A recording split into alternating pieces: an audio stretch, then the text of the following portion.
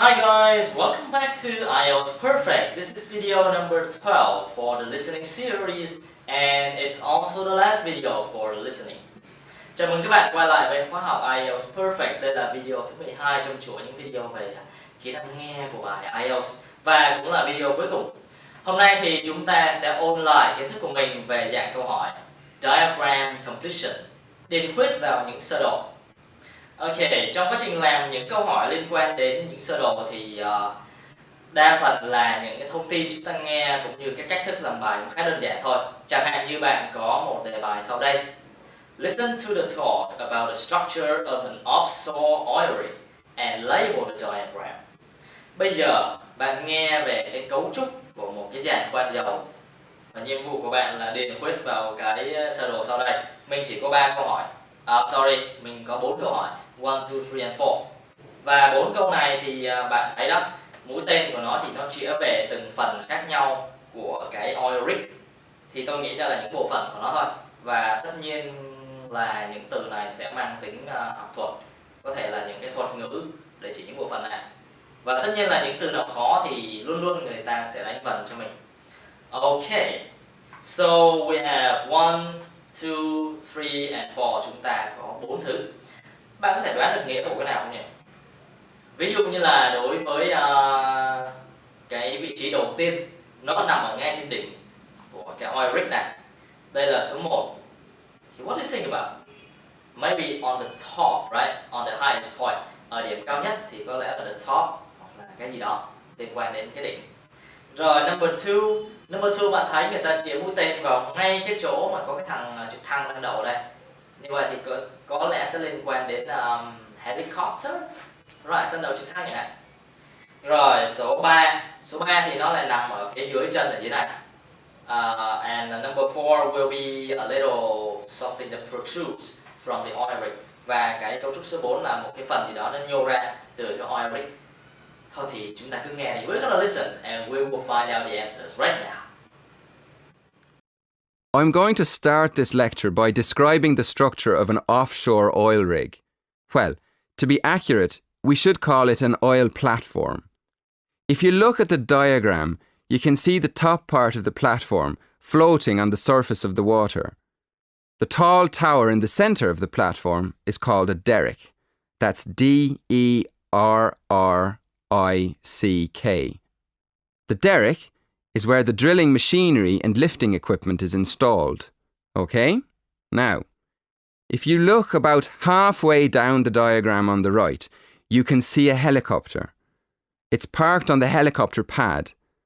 Helicopters are used mostly to transport employees to and from the platform when they have free time. Now, if you look underneath that, at the very bottom of the platform, you can see one of the 4 support towers. These support the rest of the platform.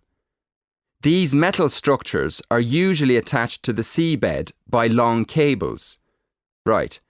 Now, the last part of the platform I'm going to describe is on the other side, just above the level of the water. It's a crane. That's spelt C-R-A-N-E. Cranes are used everywhere in construction, but this one is specialist equipment for lifting heavy spare parts at sea. In fact, apart from the derrick, you can see 3 cranes in the diagram. So we can see the answers for all of the questions now. Bây giờ chúng ta có thể xem được những câu trả lời cho những cái ô trống vừa rồi. Vậy thì đối với ô đầu tiên number 1 và đối với ô số 4 là number 4. Đây là 2 từ khó và các bạn thấy rõ ràng người ta đánh vần cho mình, right? Derrick có đánh vần là D-E-R-R-I-C-K. Và số 4 là crane, người ta cũng đánh vần cho mình C-R-A-N-E. So we have just completed the first task on the flowchart, and now we're going to move to the next one. Now this is another practice on the flowchart. Bây giờ mình sẽ có một cái diagram khác liên quan đến cái chủ đề của bài hôm nay. Nhiệm vụ của bạn như sau. Okay, now you will hear an engineer talking about using the sea to generate electricity Complete the values for the capacity in megawatts in the years below. Bây giờ bạn sẽ xem một cái biểu đồ có liên quan đến việc sử dụng nước biển để tạo ra điện, sử dụng biển để tạo ra điện. Và nhiệm vụ của bạn là điền vào ô trống với cái capacity in megawatts, tức là cái sản lượng điện tính bằng megawatt. Thì tôi nghĩ đó là một con số thì I think it's gonna be just a number that you need to fill in. Now this is the diagram, bigger size. Rồi mình có 4 năm đúng không? Người ta đã cho bạn sẵn những năm còn lại là 2010, 11, rồi 13 và 2008.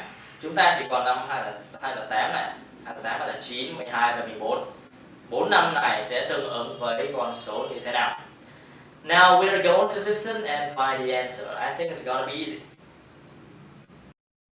Some experts believe that if we knew how to control the power of the sea, we could generate enough electricity for the whole world.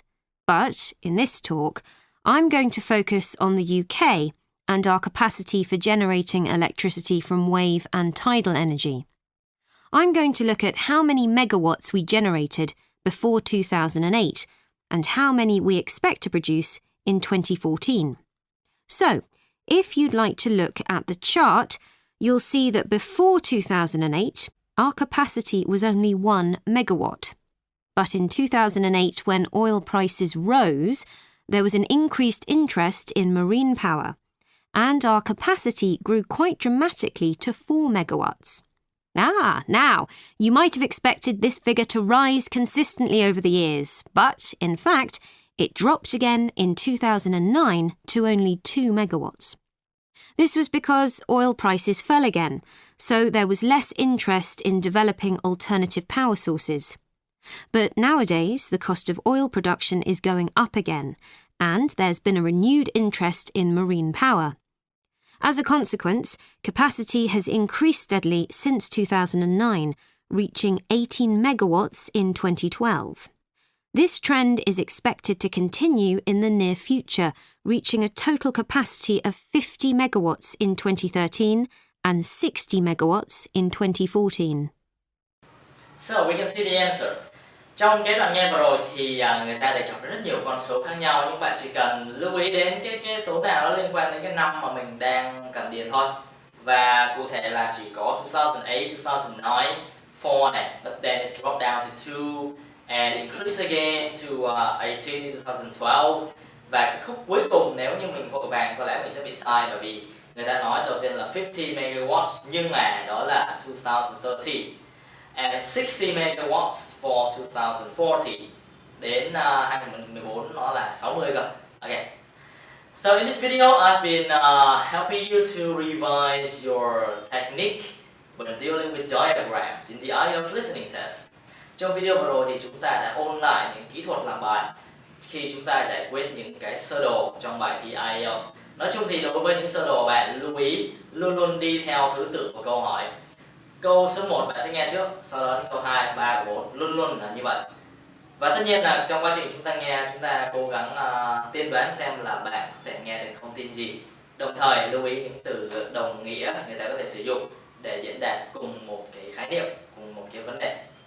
So thank you very much and remember to do the exercises. This is already the end of the listening series. I will see you in the next video and we will start working with speaking.